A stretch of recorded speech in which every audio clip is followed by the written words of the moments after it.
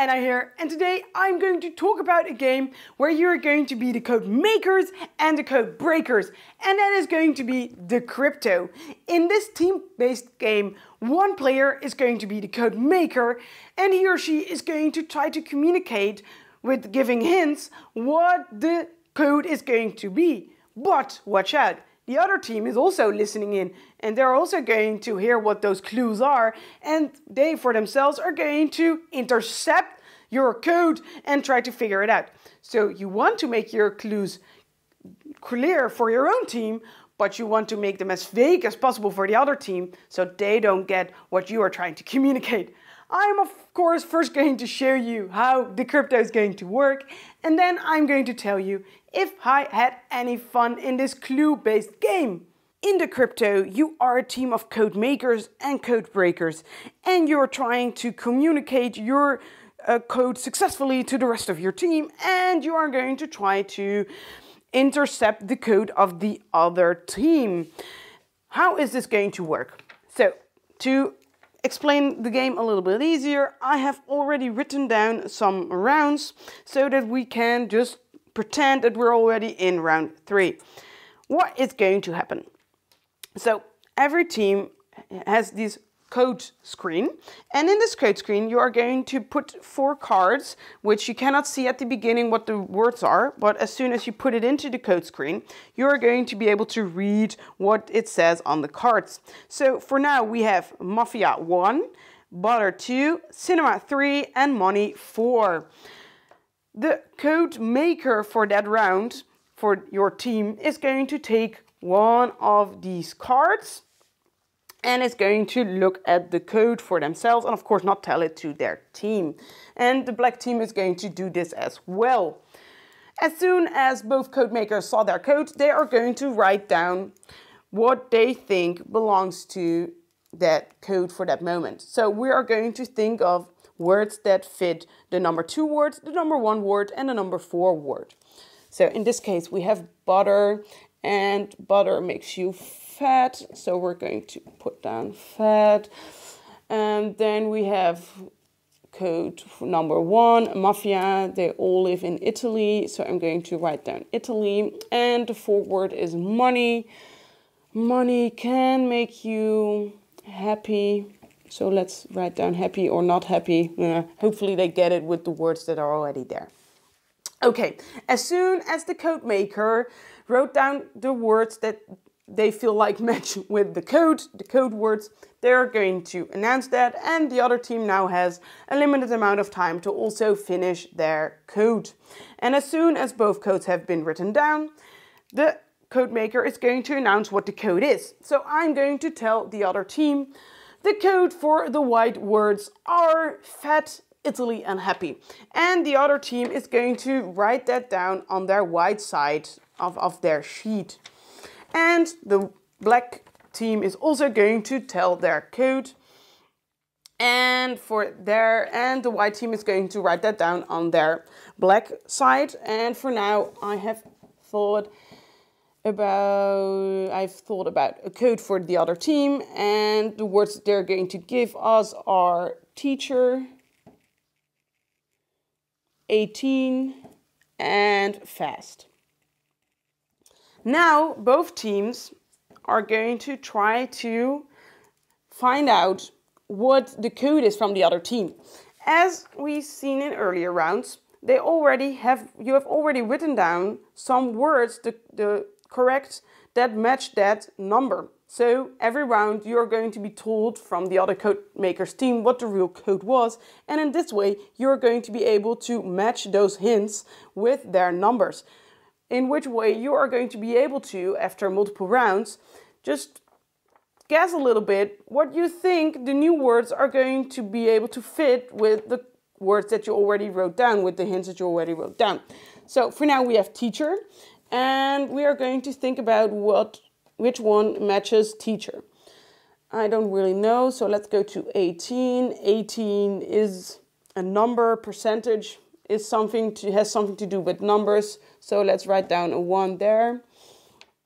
Then we have fast. Let's yeah, explosions are fast, so let's write down a 4 there. And then we have teacher, show, and Disney doesn't really sound like a teacher thingy. So maybe something with a circle and a song, a musical about teachers. I don't know.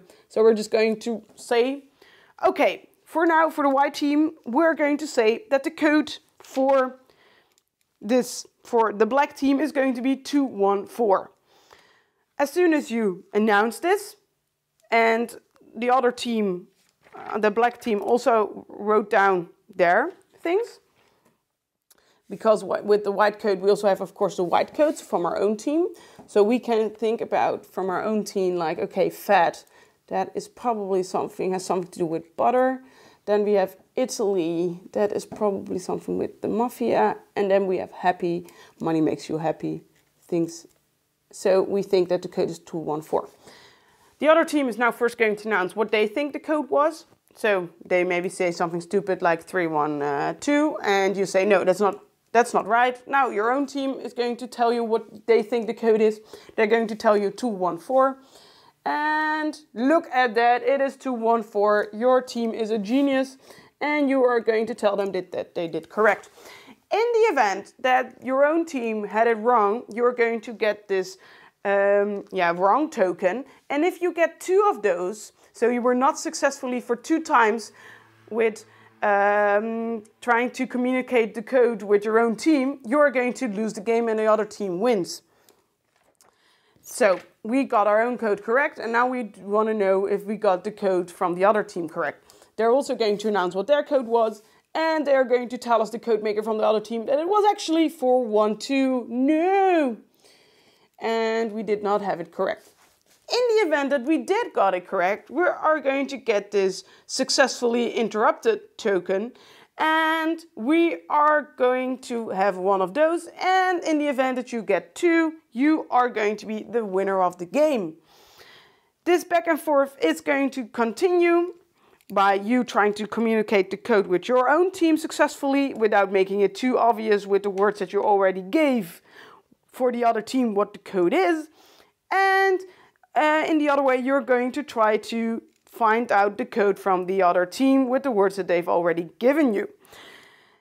In the event that with round 8, you didn't come to a conclusion and you have a tie or something like that, there is something like a sudden death, and every team is going to try to guess with the words that they have what the real code or what the real words were.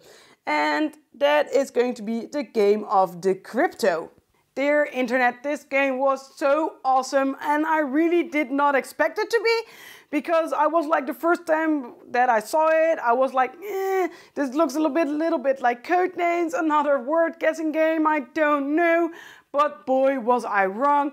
This game is a thrill ride from the start to the finish line. And especially when you're like 5 rounds in and you're slowly starting to figure out what the words are from the other team with the clues that they're giving you. And you're like, I think I can almost get you guys. And I think this is going to be the code. And then that moment that you're like, they're like, oh, I hope it's code. I hope it's okay. I hope it's correct. And then the code turns out to be correct. Oh, that is such an awesome feeling. And it really does feel like you are accomplishing something with your team. And that, I think, is due to the fact that the words stay the same. And the game gets progressively harder for your own team, for the own code maker, to think of words and clues to give your team that correspond to the words that you have, but don't match the clues that you've already given to the other team, because then the other team is going to be that much closer to figuring out what the words are. And that can be so hard as codemaker, and that is just going to give you so much excitement and anxiety, especially the moment when you thought of like an obscure thing for one of the words. And you're like, okay, I hope, okay, please, please, please, let them get what I meant. And one person is just going to be like, I think it is this. And you're like, no. Please stop thinking, please stop talking. You're out of this team. And as a code maker, you cannot say anything. You're just like frightened and chilled to death, like scared to death that they're going to write down the code. And especially when the rest of the team is, I think you're right, let's write that down. Oh, that's so horrible. And especially when the other team gets what you were trying to say and they wrote down the code correctly and your own team gets it wrong.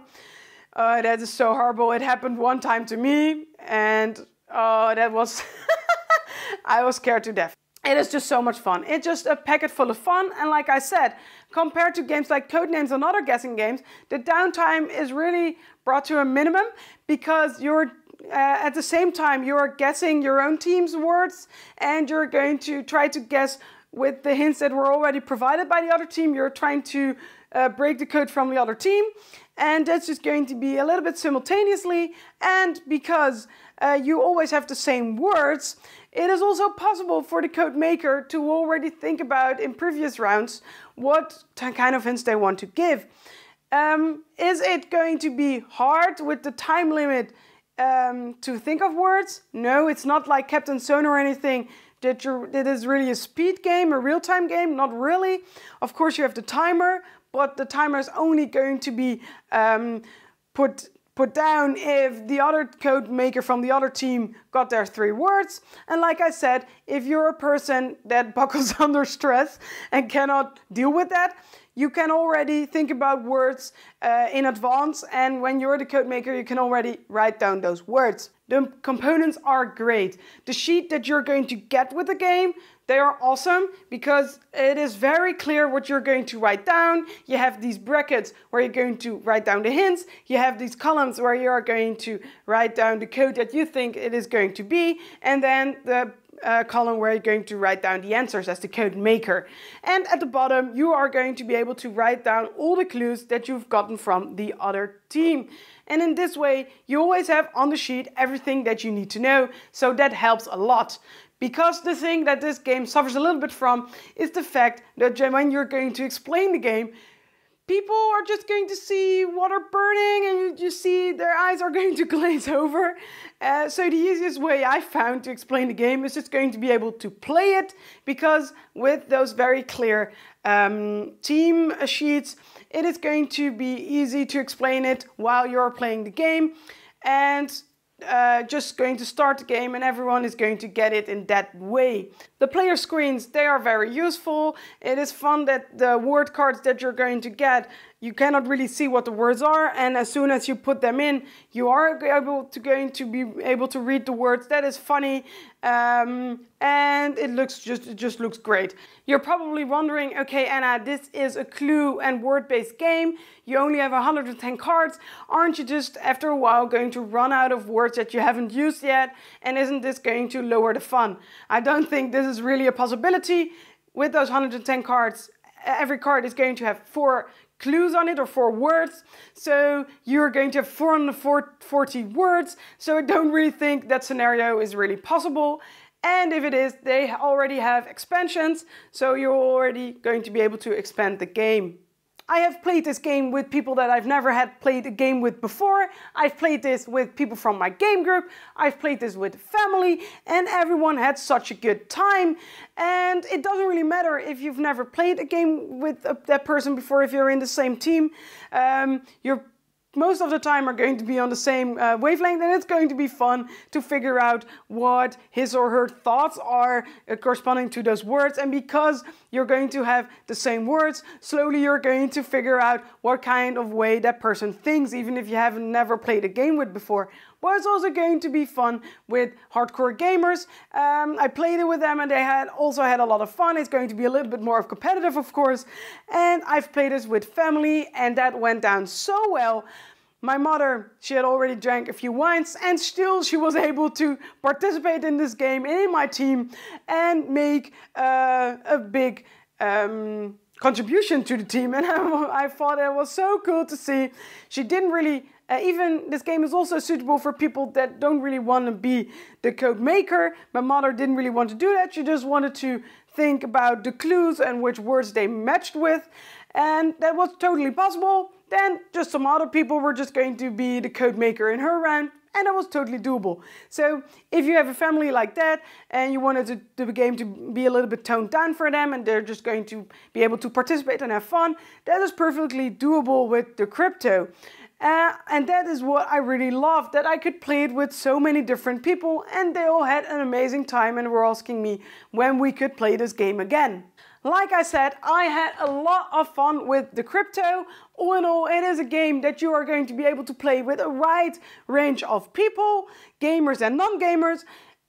When you're going to play it, the games get clear when you're playing it. The components are great and you are going to have so much fun, and it's going to be such a thrilling ride to play Decrypto. That is why I can only say, get this game. You are going to have a lot of fun with Decrypto. Thanks so much for watching the Dice Tower videos. Find more great videos and reviews as well as our top-rated audio podcast at dicetower.com.